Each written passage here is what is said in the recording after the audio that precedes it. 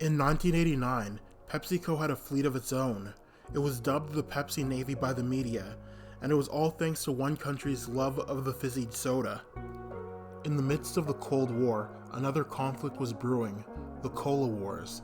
The rivalry between the Coca-Cola Company and PepsiCo started in the 1970s and continues to this day.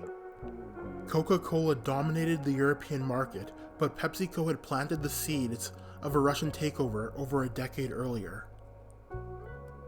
It all started in 1959 when Vice President Richard Nixon gave a Pepsi to Soviet leader Nikita Khrushchev.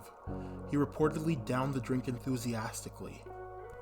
At the time, few American companies operated in the Soviet Union, but after some political dealings and the cooling of tensions between America and Russia, a deal was struck. In 1972, PepsiCo would be the first and for a long time the only American soda company in Russia. Soft drinks may have been the iconic American beverage, but in Russia, vodka dominated. So when Pepsi broke into the USSR, they were bartering for vodka, Stolichnya vodka to be exact. However, by the 1980s, it became clear that Russians drank far more Pepsi than Americans drank vodka. This left Pepsi with a vodka surplus. They needed a new deal. The Russians didn't have money for Pepsi, but they did have an abundance of warships. In 1989, the new deal was struck: naval vessels for Pepsi. The list of ships in the Pepsi Navy included 17 submarines and surface vessels, a frigate, a cruiser, and a destroyer.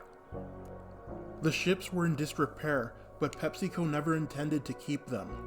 1 year later, their CEO, Donald Kendall, made another deal for Russian-built oil tankers, but it fell through with the collapse of the Soviet Union.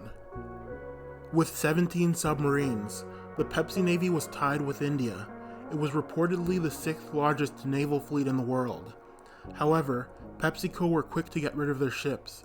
They sold it to a Norwegian shipyard for scrap. Thank you for watching. If you enjoyed this video, please like, share, comment, and subscribe. Have a nice day.